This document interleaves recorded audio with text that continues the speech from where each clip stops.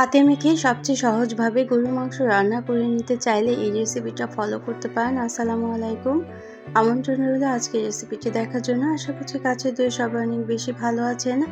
খুবই সহজভাবে রান্নাটা করেছি, আশা করছি ভালো লাগবে। ভালো লাগলে লাইক কমেন্ট শেয়ার করে পাশে থাকতে পারেন এবং চ্যানেলটাকে সাবস্ক্রাইব করে নিতে পারেন। তো এখন আলু দিয়ে আমরা এই গরুর মাংসটা রান্না করব। আলু দিয়ে গরুর মাংস রান্না করলে অনেক সময় কিন্তু ঝোলটা বেশি গাঢ় হয়ে যায়, তেলের উপর ভেসে থাকে না।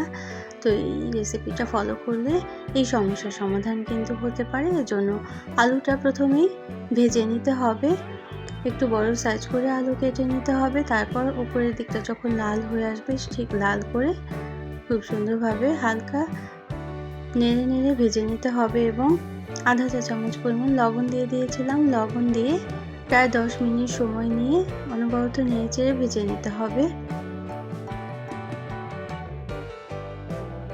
অনেকেই পাতলা ঝোল রেখে গরুর মাংস খেতে পছন্দ করেন, অনেকেই মাখা মাখা ঝোলে গরুর মাংস খেতে পছন্দ করেন। তবে আলু দিয়ে রান্না করলে কিছু টিপস ফলো করতেই হবে, তা না হলে কিন্তু দেখতে বেশি ভালো লাগে না, গরুর মাংস রান্নাটা অনেকটা মজাদার হয় না। তো ভেজে তুলে রাখলাম এবং এই তেলের মধ্যে আমি গরুর মাংসটা দিয়ে দিলাম। এখন হাতে মেখে নেব। আর এর জন্য গ্যাসের ফ্লেমটা কিন্তু আমি বন্ধ করে দিয়েছি। প্রায় 1 কেজি পরিমাণ মাংস খুব ভালোভাবে কেটে ধুয়ে পরিষ্কার করে নিয়েছি। আমি রেগুলার কাট করে কেটে নিয়েছি, তবে কিছুটা ছোট পিস করে কেটে নিয়েছি। এখানে 1 টেবিল চামচ পরিমাণ আদা রসুনের পেস্ট, 1 চা চামচ লবণ, 1 চা চামচ হলুদের গুঁড়ো, 1 চা চামচ ধনে গুঁড়ো, 1 চা চামচ শুকনো মরিচের গুঁড়ো এবং 1 চা চামচ জিরে গুঁড়ো দিয়ে এটা চাইলে হাতে মেখে নিতে পারেন। আমি একটা স্পুন দিয়ে এভাবে করে নিয়েছে মিশিয়ে নেব। মাংসের সাথে মশলাগুলো খুব ভালোভাবে মিশিয়ে চাইলে ম্যারিনেট করে 10 মিনিট রেখে দিতে পারেন। তো আমি ভালোভাবে নেড়ে মিশিয়ে নেওয়ার পর গ্যাসের ফ্লেমটা অন করে দিয়েছি এবং কিছুটা সময় নেড়ে ভেজে নেব। আর 1 বাটি পরিমাণ পেঁয়াজ কুচি দিয়ে দিলাম, তবে পেঁয়াজটা কিন্তু অবশ্যই মোটা করে কেটে নিতে হবে। আর আস্ত মশলা হিসেবে এখানে তেজপাতা এবং গরম মশলা বা দারচিনি এলাচও দিয়ে দিয়েছি। তো এখন গ্যাসের ফ্লেম অন করে কটা কাপ পরিমাণ পানি দেব, পানি দিয়ে নেড়ে নিতে হবে। তো মাংসটা ভালোভাবে ধুয়ে আমি পানিটা ঝরিয়ে রেখেছিলাম, এজন্য কিন্তু চুলো দেওয়ার পর মাংসটা থেকে খুব একটা পানি বের হচ্ছে না। তবে কিছুটা সময় ঢেকে রেখে দিলেই কিন্তু যে পানিটা বের হবে সেই পানি দিয়েই আমরা প্রথমে প্রায় আধা ঘন্টা সময় ঢেকে রেখে রান্নাটা করে নেব। এই পানিতে যদি রান্নাটা করে নেওয়া হয় কিছুটা সময়, তাহলে মশলাটা মাংসের মধ্যে খুব ভালোভাবে প্রবেশ করতে পারবে এবং মাংস রান্নাটাও অনেক বেশি টেস্টি হয়ে যাবে। আর প্রথমে যদি খুব বেশি পানি দিয়ে মাংসটা রান্না করতে চুলোয় দেওয়া হয়, তাহলে কিন্তু খুব একটা স্বাদ হয় না। সেই গরুর মাংস অনেকেই গন্ধের জন্য খেতে চায় না, তারা কিন্তু এই প্রসেসে রান্নাটা করে নিতে পারেন। অর্থাৎ প্রথমেই মাংস কুক হওয়ার জন্য পানি দেওয়া যাবে না, সামান্য পরিমাণ পানি দিয়ে ঢেকে রাখলেই যে পানিটা উঠবে সে পানি দিয়েই মশলাটা দিয়ে ভালোভাবে কষিয়ে নিতে হবে মাংসটা।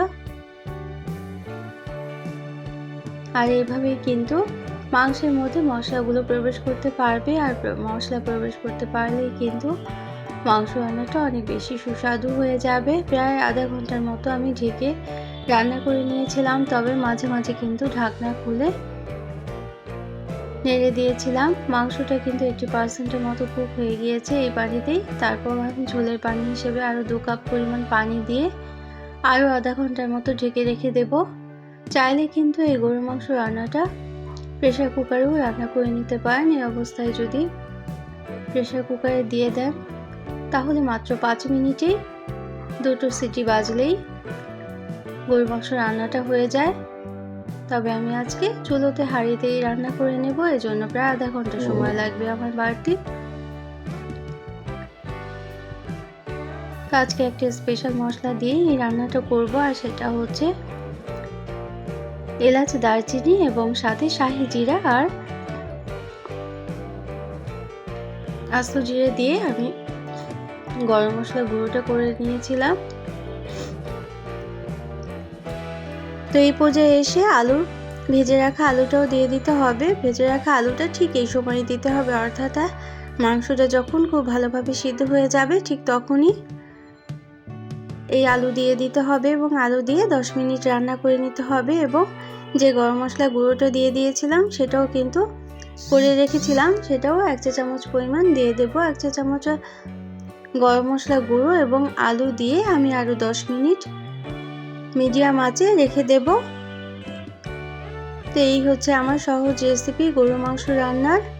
আলু দিয়ে রান্না করতে চাইলে অবশ্যই মাংসটা সিদ্ধ হওয়ার পর আলু দিতে হবে, আর তা না হলে কিন্তু আলুটা খুব বেশি গলে গিয়ে ঝোলটা বেশি গাঢ় হয়ে যাবে, আর ঝোল বেশি গাঢ় হয়ে গেলে সেই মাংসটার টেস্টটা কিন্তু পুরোপুরি নষ্ট হয়ে যায়। এই বিষয়টা কিন্তু অবশ্যই খেয়াল করতে হবে। তো আমি এইভাবে করে নামিয়ে পরিবেশন করে নেব। তো এই পর্যন্ত যারা দেখলেন একটা লাইক দিতে ভুলে গিয়েছেন, অবশ্যই একটা লাইক দিয়ে দিতে পারেন, প্রয়োজনে কমেন্ট করতে পারেন এবং শেয়ার করতে পারেন ফ্রেন্ডস অ্যান্ড ফ্যামিলির সাথে। আর যারা প্রথম ভিজিট করছেন তারা চাইলে চ্যানেলটিকে সাবস্ক্রাইব করে বেল বাটনটাকে একটা প্রেস করে রাখবেন, তাহলে নোটিফিকেশন পেয়ে পরবর্তী রেসিপিগুলো কিন্তু দেখে নিতে পারবেন। তো সহজভাবে গরুর মাংস রান্না করা এই প্রসেসটা ফলো করতে পারেন, অবশ্যই ভালো লাগবে এবং অনেক বেশি সুস্বাদুও হয়ে যাবে। ছোট ছোট টিপস ফলো করলেই যে কোনো রান্না কিন্তু অনেক বেশি মজাদার হয়ে যায়। তো গরুর মাংস রান্না আমরা সবাই করতে পারি, তবে নতুন রাঁধুনিদের জন্য এই রেসিপিটা। Thanks for watching. Allah Hafiz.